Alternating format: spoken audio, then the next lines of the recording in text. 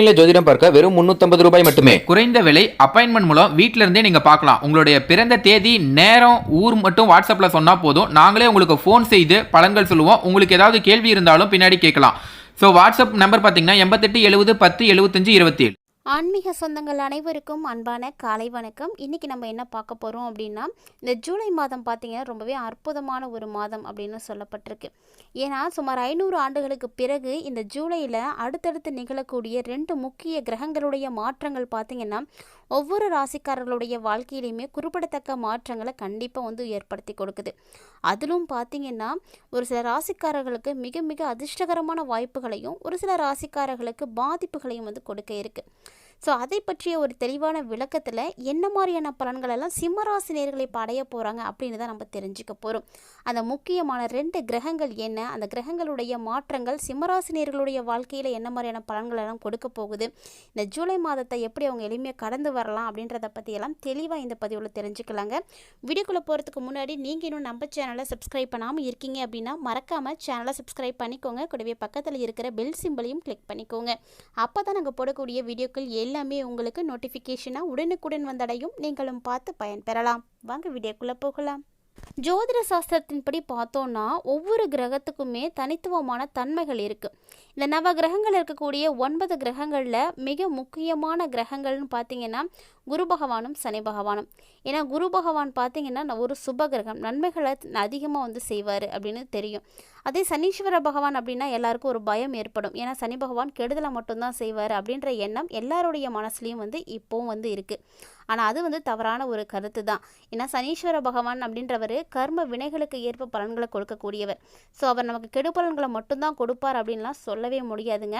அது அப்படிலாம் வந்து அவர் கொடுத்துருந்தாருன்னா யார் வந்து சொல்லியிருப்பாங்க சனி கொடுக்க எவர் தடுப்பார் அப்படின்னு. சனி பகவான் கொடுக்க நினச்சிட்டார் அப்படின்னா அதை தடுக்கிறதுக்கு வேறு யாராலையுமே வந்து முடியாதான். அப்படிப்பட்ட ஒரு நல்ல ஒரு கிரகம் தான் சனி கிரகம். இப்போது இந்த ஜூலை மாதத்தில் இந்த 2 கிரகங்களும் தான் முக்கியமாக வந்து பயிற்சியாக போகிறாங்க. அதாவது ஜூலை 9ஆம் தேதி இரவு 10:50 அப்புறமா குரு மிதுன ராசியில் போய் உதயமாக போகிறாரு. ஸோ குரு பகவான் மிதுன ராசியில் உதயமாகக்கூடிய இந்த ஒரு நேரத்தில் குருவினுடைய மாற்றம் பார்த்திங்கன்னா ஒரு சில ராசிக்காரர்களுக்கு புதுசாக தொழில் தொடங்கிறதுக்கான வாய்ப்புகளையும் நல்ல லாபங்களையும் வந்து ஏற்படுத்தி கொடுக்கும் அப்படின்னு நம்பப்படுது. அதோடு குருவினுடைய ஆசீர்வாதத்தால் பணவரவு அதிகரிக்கும் அப்படின்னும் நம்பப்படுது. கண்டிப்பாக இந்த டைமில் முதலீடுகள்லாம் நல்ல ஒரு லாபம் கிடைக்கலாம் அப்படின்னு கூட எதிர்பார்க்கலாம். ஸோ இந்த குரு உதயமாகக்கூடிய இந்த நேரம் இவ்வளவு சிறப்புகளானது இருக்குது. ஆனால் அந்த சிறப்புகள் எல்லாம் சிம்மராசினியர்களுக்கு இருக்கா அப்படின்றத நம்ம பின்னாடி வந்து பார்க்கலாம். இப்போதைக்கு குருவினுடைய உதயம் இந்த மாற்றங்களை ஏற்படுத்தி கொடுக்கும். பொதுவாக எல்லாருக்குமே இந்த மாற்றங்கள் ஏற்படும். அதில் அவங்களுடைய கிரக சூழ்நிலைகளை பொறுத்து பலன்கள் அப்படின்றது மாறுபடையும். அடுத்து பார்த்திங்கன்னா சனி வக்ரமாகிறாரு. இந்த சனி எப்போ வக்ரமாகிறாரு? ஜூலை 2ஆம் தேதி முதல் மீனராசியில் வக்ர நிலையில் தான் வந்து பயணிக்க போகிறாரு.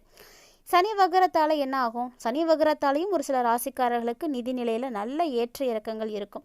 ஆனால் குருவினுடைய உதயம் இந்த டைமில் உங்களுடைய நிலையை சமன் செய்கிற அளவுக்கு வந்து சிறப்பான பலன்களை வந்து கொடுக்க இருக்குது. சனி வக்ர காலத்தில் புதுசாக செயல்களை தொடங்குறதுலாம் கொஞ்சம் கவனமாக இருக்கணும். இருந்தாலும் குருவினுடைய அருளும் உங்களுக்கு இந்த டைமில் கிடைக்கிறதுனால கடினமான உழைப்புகளை கொடுத்தீங்க அப்படின்னா நல்ல பலன்களை கண்டிப்பாக வந்து பெற முடியுங்க. ஏன்னா இந்த 2 கிரகங்களுமே ரொம்ப ரொம்ப முக்கியமான ஒரு கிரகங்கள் தான். ஸோ சனி எடுத்துக்கிட்டிங்கன்னா 2.5 வருஷத்துக்கு ஒரு முறை தான் வந்து மாறுவார். அதுக்கு இடையில் அவர் பார்த்திங்கன்னா வக்ரமாகறது, வக்ர நிவர்த்தி ஆகிறது, இது மாதிரியான விஷயங்களை தான் செய்வார். அதே போல் தான் குருவும். குரு பார்த்திங்கன்னா 1 வருஷத்துக்கு ஒரு முறை தான் வந்து பயிற்சி ஆவார். இவர் வந்து உதயமாகிறது, அஸ்தமனமாகிறது, வேறு ஒரு இடத்துக்கு வந்து மாறுறது, இவரும் வக்ரங்களெல்லாம் எடுப்பார். ஸோ இந்த மாதிரி ஒரு சில கிரகங்களுக்கு ஒவ்வொரு தன்மைகளானது இருக்குது. எல்லாமே ஒரே மாதிரி இருக்கிறது கிடையாது. இப்போ குரு மற்றும் சனி கிரகங்களுடைய இந்த மாற்றங்கள் பார்த்திங்கன்னா எல்லா ராசிகளுக்குமே தாக்கத்தை ஏற்படுத்தும். ஆனால் ஒரு சில குறிப்பிட்ட ராசிக்காரர்கள் தான் அதிகப்படியான நன்மைகளை வந்து பெற முடியும். அதில் இந்த டைமில் குறிப்பாக இந்த குருவினுடைய உதயம் மற்றும் பார்த்திங்கன்னா சனியினுடைய வக்ரம், இது 2மே என்ன மாதிரியான பலன்களை சிம்மராசி நேயர்களுக்கு கொடுக்க போகுது அப்படின்னு தான் நம்ம வந்து தெரிஞ்சுக்க போகிறோம். சிம்மராசி நேயர்கள்லாம் ரொம்ப ஆவலோடு வந்து எதிர்பார்த்துட்டு இருப்பீங்க அப்படின்னு நினைக்கிறேன். ஏன்னா சிம்மராசி நேயர்களுக்கு இப்போ அஷ்டமத்து சனியானது நடைபெற்றிருக்கு. சனி பகவான் 8ல் எப்போ வந்து அமர்ந்தாரோ அப்பயே பலருக்கும் பார்த்திங்கன்னா பல பாதிப்புகளானது வந்திருக்கும். அதே நிறைய பேர்த்துக்கு பார்த்திங்கன்னா அதிர்ஷ்டம் கூட வந்து கிடைச்சிருக்கிறதுக்கு வாய்ப்பு இருக்குது. ஏன்னா எல்லாருக்கும் எல்லா வாய்ப்புகளும் ஒரே மாதிரி கிடைக்கிறது கிடையாது. சொல்லப்போனால் அவங்கவுங்களுடைய தசா புத்திகளுக்கு ஏற்ப பலன்கள் கண்டிப்பாக மாறுபாடு அடையும். கர்ம வினைகளுக்கு ஏற்ப நிச்சயமாக பலன்கள் மாறுபாடு அடையும். எல்லாருக்குமே சனி பகவான் கெடுதலை தான் செய்வார் அப்படின்லாம் சொல்லவே முடியாதுங்க. அதில் சிம்மராசி நேயர்களை பொறுத்த வரைக்கும் எது வந்தாலும் சமாளிக்கலாம் அப்படின்ற அளவுக்கு தன்னம்பிக்கை அதிகமாகவே இருக்கும். எவ்வளவு கஷ்டம் வந்தாலுமே இவங்கள்ட்ட நீங்கள் வெளியில் வந்து பார்க்கவே முடியாது. ஏன்னா எல்லாத்தையுமே தாங்கக்கூடிய அளவுக்கு மன தைரியம் இவங்கள்ட்ட அதிகமாகவே இருக்கும். ஸோ அப்படிப்பட்ட சிம்மராசி நேயர்களுக்கு இந்த 2 கிரகங்களுமே உங்களுக்கு என்ன மாதிரியான மாற்றங்களை கொடுக்க போகுது அப்படின்றத தான் நம்ம பார்க்க போகிறோம். தொடர்ந்து பார்த்தீங்கன்னா சிம்மராசி நேயர்களுக்கு சனி இப்போ அஷ்டமத்தில் இருந்து பாதிப்புகளை கொடுத்துட்டு இருந்தார் அப்படின்னா, அவர் வக்ரமாகும் பொழுது அப்படியே ஆப்போசிட்டாக வந்து உங்களுக்கு பலன்களை வந்து கொடுப்பார். ஸோ அப்போ என்ன நடக்கும்னா, இனி வந்து உங்களுக்கு மகிழ்ச்சிகரமான விஷயங்கள்லாம் நடக்கும். உங்களுடைய வாழ்க்கையில் நல்ல ஒரு சிறப்புமிக்க ஒரு மாதமாக கூட வரக்கூடிய மாதத்தை நீங்கள் எடுத்துக்கலாம். இந்த ஜூலை மாதத்தை பொறுத்த வரைக்கும் இந்த சனி வக்ரமாகக்கூடிய நேரத்திலிருந்து உங்களுடைய குடும்பத்தில் இருந்து வந்த இந்த கசப்பான சம்பவங்கள் இருக்குது பார்த்தீங்களா, அது எல்லாமே மறைய ஆரம்பிக்கும். இனி வரக்கூடிய நாட்களில் உங்களுடைய வீட்டில் கண்டிப்பாக சுப நிகழ்வுகளானது ஏதாவது ஏற்படுறதுக்கு வாய்ப்பு இருக்குங்க. நிச்சயமாக அது வந்து திருமணமாகாமல் இருக்கக்கூடியவர்களாக இருந்தீங்கன்னா திருமண வாய்ப்புகள் கிடைக்கும். குழந்தை பாக்கியம் இல்லாதவங்களாக இருந்தீங்கன்னா குழந்தை பாக்கியம் கிடைக்கும். சொத்து சுகம் எதுவும் வேணும் ஆசைப்பட்டுட்டு இருக்கோம், நான் கார் வாங்கணும், வீடு வாங்கணும், நகை வாங்கணும், இல்லை குழந்தைகளை நல்லா படிக்க வைக்கணும் அப்படின்ற மாதிரி ஒவ்வொருவருக்குமே ஒவ்வொரு கனவு லட்சியம் அப்படின்றது இருக்கத்தான் செய்யும். அந்த மாதிரி ஏதாவது ஒரு விஷயம் உங்கள் வீட்டில் வந்து நடக்குங்க. கண்டிப்பாக அது சுப நிகழ்வுகளாக தான் இருக்கும், கவலைப்படாதீங்க. ஒரு சிலருக்கெல்லாம் பார்த்தீங்கன்னா ஒரு நல்ல வாய்ப்பு பண விஷயத்தில் கண்டிப்பாக வந்து இருக்குது. இருந்தாலுமே இந்த டைமில் நீங்கள் கூடுதலாக கவனத்தோடு இருக்கணும். அப்படின்னா உங்களுடைய நட்பு வட்டாரத்தில் அதிகமாக கொடுக்கல் வாங்கல் விஷயத்துலலாம் கவனமாக இருந்துக்கோங்க.